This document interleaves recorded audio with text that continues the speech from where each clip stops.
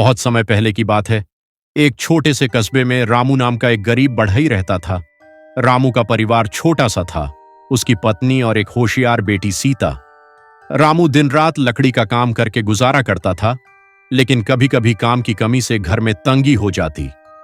सीता को रामू ने गांव के स्कूल में पढ़ाया था और वह बहुत चतुर सुशील लड़की थी।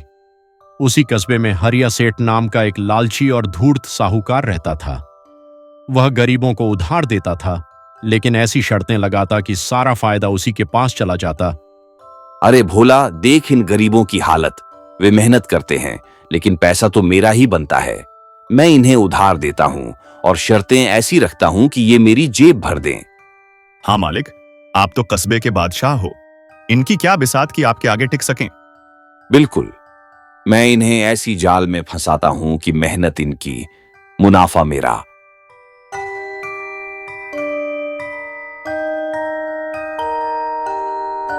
एक दिन रामू सेठ के पास पहुंचा। वह बहुत परेशान था। सेठ जी, मुझे थोड़ा उधार चाहिए। एक बड़ा काम मिला है, लकड़ी खरीदनी है। अरे रामू, उधार तो मैं देता हूं, लेकिन शर्तें हैं। 1 साल बाद जो कमाई होगी उसका आधा मेरा। ठीक है सेठ जी, मान गया। रामू ने उधार लिया और काम शुरू किया। साल भर मेहनत की, लेकिन सेठ ने अच्छे सामान ले लिए और बुरे छोड़ दिए। रामू दुखी हो गया। हे भगवान, इतनी मेहनत के बाद भी कुछ हाथ नहीं लगा। कुछ महीनों बाद सीता पढ़ाई खत्म करके लौटी। घर का हाल देखकर बोली, पिताजी, ये क्या? कस्बे में सब दुखी क्यों हैं? सेठ हरिया का क्या राज है? बेटी, ये साहूकार हम गरीबों का खून चूसते हैं। शर्तें ऐसी लगाते हैं कि फायदा सब उनका। चिंता ना करें पिताजी, अब मैं हूं ना, मैं उस सेठ को सबक सिखाऊंगी।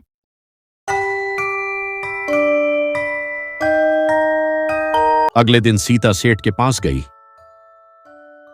सेठ जी, मैं पिताजी के साथ कुछ काम करने चाहती हूँ, कुछ पैसे उधार चाहिए। अरे लड़की, तू बढ़ई का काम करेगी? चल, देता हूं, लेकिन शर्त, कमाई का आधा मेरा, ऊपर का हिस्सा मेरा, नीचे का तेरा।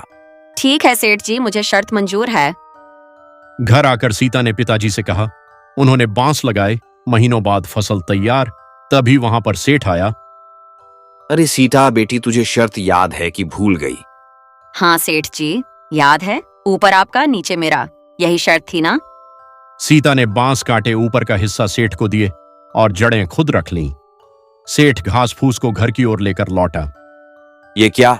मैं तो सोच रहा था लकड़ी का काम में मुझे फायदा होगा, लेकिन मेरा घाटा हो गया।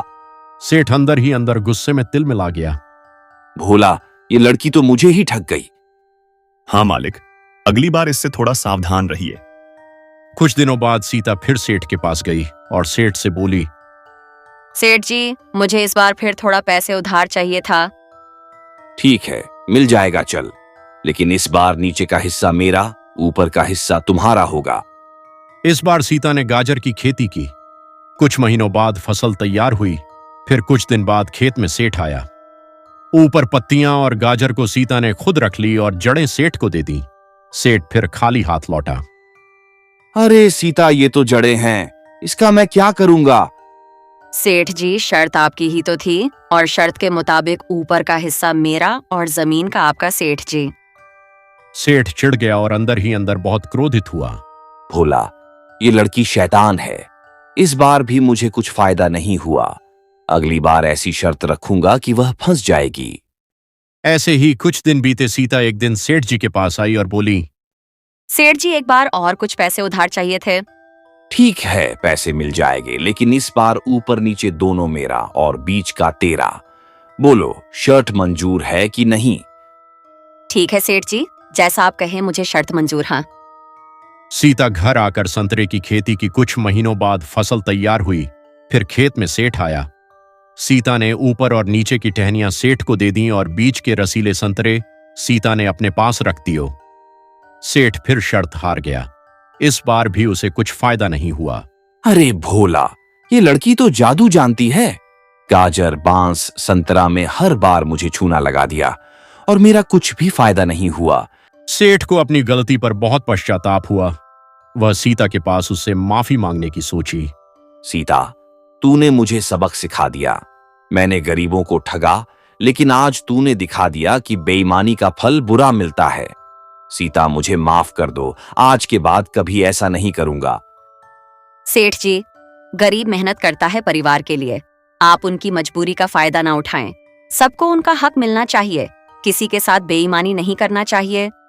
मालिक, सच्चाई का रास्ता अपनाइए, वरना और ज्यादा नुकसान होगा। सेठ सुधर गया। उसने सारे उधार माफ कर दिए, गरीबों को उनका पैसा लौटाया। कस्बे में खुशहाली छा गई। रामू और सीता खुश थे। तब से सेठ ने कभी किसी का हक न मारा।